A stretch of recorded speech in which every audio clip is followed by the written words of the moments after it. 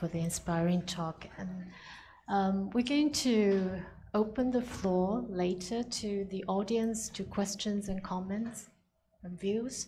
But before that, I would like to take advantage of being the host to pose some questions to you. And you have to review the stories of women's struggles and women's movements in India in your talk. But I would like to ask about how the popular culture have reflected in India on the women's representation.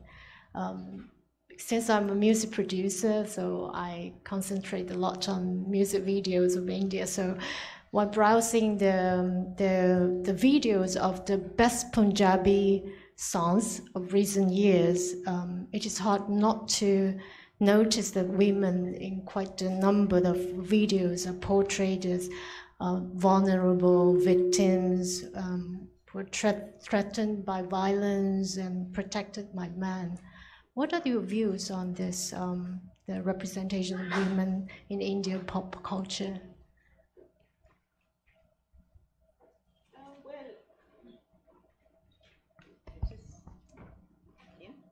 Yeah, it's on. Okay.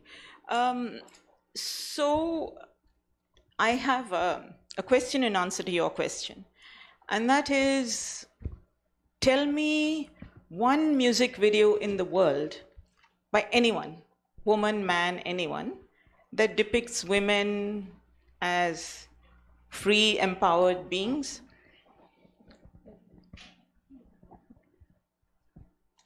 Can you think of one? Sorry.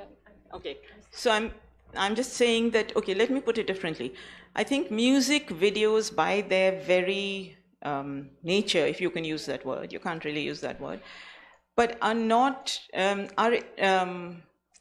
egalitarian things at all, and they are often extremely violent, often quite regressive. So for us to look for empowered women in music videos, I don't think is that realistic, whether it's India or elsewhere. But more than that, I would say that, I'm not denying what you're saying, but I would say that popular culture in a country like India actually is much, much wider than Bollywood and music videos. There is a whole lot of folk traditions. There are a whole lot of local singing traditions. There's local theater. All of that is actually popular culture at the ground level. And in those, you might see stories of women being seen as victims, and I think that is a reality. But you will also see other kinds of stories. So I think you have to take the two realities together. So would you please give us some examples, like where we can see music videos or different references? Okay, so you can go, if there is a singer called Teejan Bai, T-E-E-J, Teejan Bai. She comes from a place in central India called Jharkhand. And if you Google her, you will find lots of very interesting things about her. There is a singer called Parvati Baul. If you Google her, and they are quite well known in the sense they're very popular and all of that. And I can give you lots of other names that you could look up, and you might find a different reality. So my argument really is that you have to look at all of that. But I was also concerning how influential are these most popular or best Punjabi songs could bring to the audience. So yeah, I mean, that is a question, I think, to which there isn't an easy answer, because really nowhere in the world have we as yet found an answer to the question of whether there is a direct connect between, let's say, popular cinema and the violence that it portrays and the violence you see in real life, or popular cinema and its discrimination towards women and what you see in real life. So I can't answer that with any on the basis of any research or anything, but what I can say is that Bollywood and songs are extremely popular, extremely wide-ranging, and even though you may not have have academics who are able to prove that with numbers, but you can see the impact on people. And the impact is not good. It's not really good. For example, so much of the sexual chase in Bollywood cinema is about the man chasing the woman, and the woman saying no, and the man not taking no for an answer, but insisting that her no means yes. And it is, you know, and I mean, in a sense, it's a strange thing, but in Indian culture, that's very much there as well. So if I go to somebody's house on a visit and they offer me tea or something to eat, the polite thing to do is to say no. You don't directly say yes. So you say no, and then there's this dance that everybody plays, and then finally they'll insist and you have it. You know, you have it because really you really want it and you don't know how to say yes. So it plays over into this, but it has terrible consequences because the whole notion of consent does not then enter the minds of many of our men. And that is also why rape occurs, because men don't take no for an answer. So I'm not denying that. I think, yes, it's very much there, and it's a very serious issue. Are there any women's organizations trying to use the popular culture to actually to advocate or to advocate the different issues or different sides? Yes, many women's organizations. I mean, many that are also working with actors, women actors in Bollywood cinema, many who are also trying to get women actors to fight for their rights in an industry which does not pay them as much as it pays the men. But it's a very difficult fight because many of those women actors, because they earn money from it, would be playing roles which are extremely regressive. And then you can't be fighting, when you're doing that, it becomes very difficult to fight for your rights. So it's a complicated kind of issue, but there are many organizations that do work with popular artists and with writers and with craftspeople and all of that. And recently, I also noticed different stories from filmmakers. Yeah. For example, like PK, the film PK, starred by Amir Khan, and directed by Rakuma Hirani, and he actually poses the criticism of the religious separatism that falsely constructs the hostility by the partition. So I could also see music video shows the tragic story of the division of Pakistan and India. Yeah, so I could see that there are also changes of the scene. What is your observation on that? On whether the partition is reflected in popular media?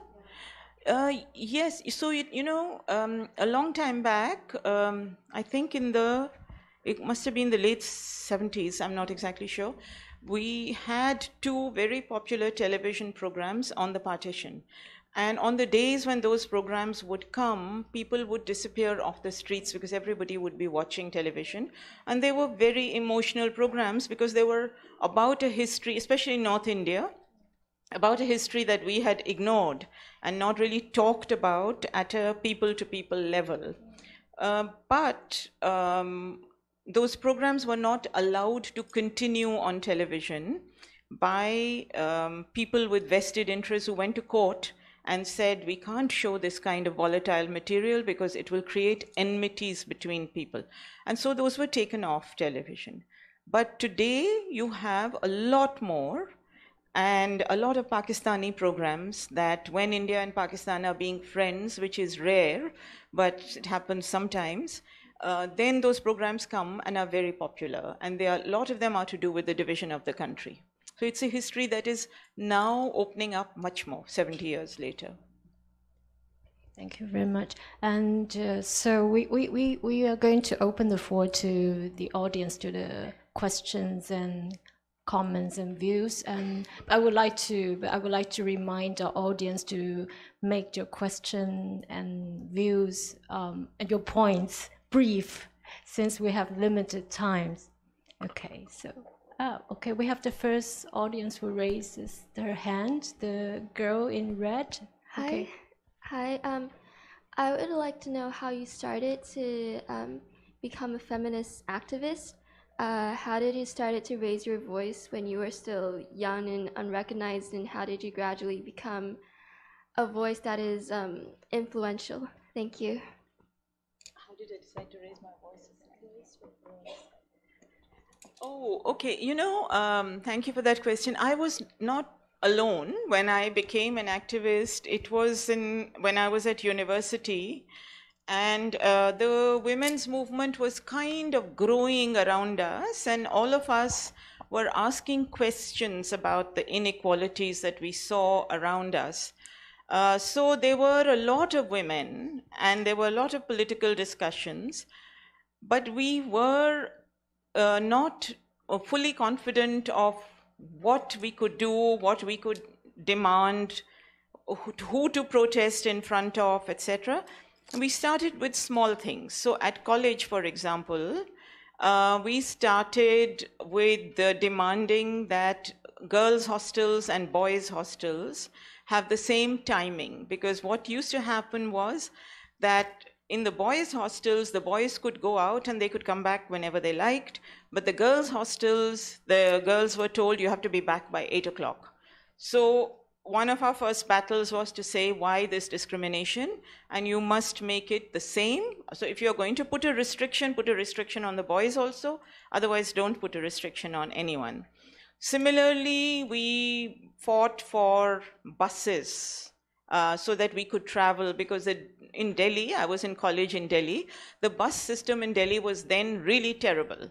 So you could not go on a bus without being squeezed in the middle of about 300 people in a bus that could only accommodate 50. And so obviously women had a very hard time. So we demanded that they create separate buses for women and those kind of things. So that was how we came into our activism in the early days. We also fought a lot against our teachers, but that was also for other reasons. And then, of course, it grew from there.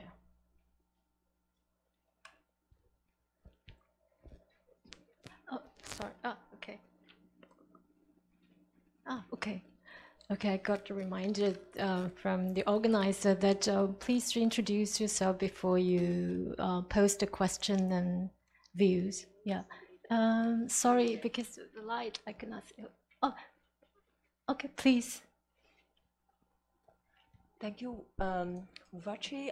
My name is Chun Li. I'm coming from University of Nottingham, but I'm a Taiwanese. It's brilliant talk, and you are a tiny lady, but you are very powerful. My first question you already answered by the first questioner.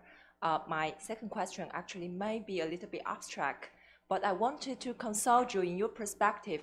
To what extent the women's movement could say you've achieved something?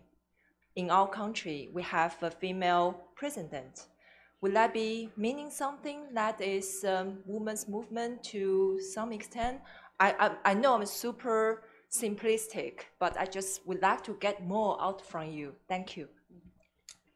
Thank you. You know, I would not put the question in quite that way, because I don't think that we can answer it like that. So, for example, we had a woman prime minister. Later, we had a woman president. We have had 4 of the most important states in India have been ruled by women.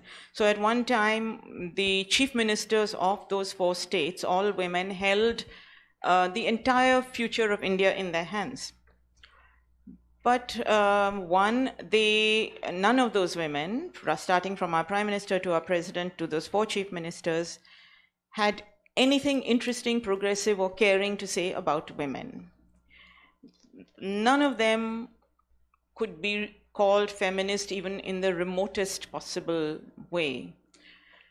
So does that mean that they were useless, or are we expecting too much from them? And it's not our struggle that placed them there. It was actually with Indira Gandhi, it was her family, and so with 2 of the other chief ministers, it was the men they were involved with, from whom they inherited power, and so on.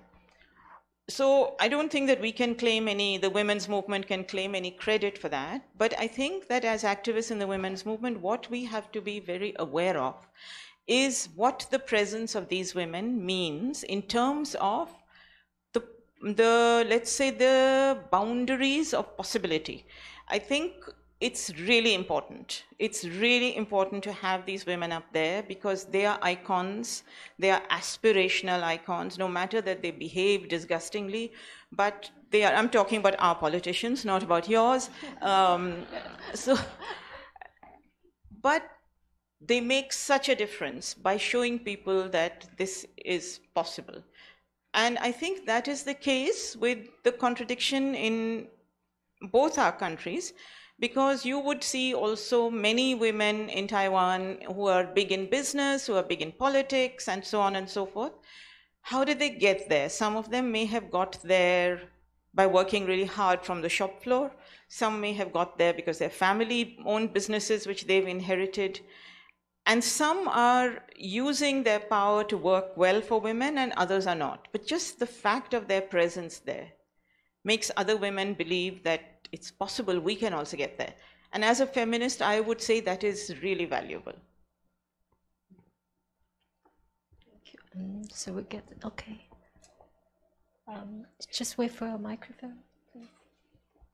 Thanks for the speech, and I'm a high school student from Taipei, and I have seen some statement that Indian men consider Indian women as their belonging, not as an individual person. So is that true that Indian men take patriarchy as granted, and how can the Indian government to improve such environment, such as educating and improve the lack of infrastructure? Yes, sorry. Thank you for the question. Actually, thank you. You have given some of the answer to your question yourself, but let me just put it out there for you. So it is true that many Indian men, not all, are deeply patriarchal, and many consider women their property and treat them very badly. But that is changing quite a lot now, in a small way, but it is changing. And it's not changing because the men have suddenly become transformed into non-patriarchal people, but it is changing because the women refuse to stand for it anymore. And the men are intelligent, so they can see that if the woman is changing, they too have to change. But it's not huge, it's not widespread, but it's changing. And the Indian government, I think governments cannot easily address the problem of patriarchy. What they can do is what they should do, and that's what you pointed to, is to fulfill their responsibilities in terms of education, in terms of providing infrastructure, in terms of ensuring that people have rights, in terms of ensuring that people have jobs, all of that. The Indian government has done some of this, but not enough. And if they do that, suppose that they fulfill all their responsibilities in terms of education, etc., you already have the conditions which will make it possible for people to start changing inside their heads, because people will be more educated, they will know more, they will ask more questions, and so on. They will be more aware of their rights. So the government cannot change what's in here. People can, but the government can change what's outside, infrastructure and other things, which can help people to change. And yes, our government has not done enough of that.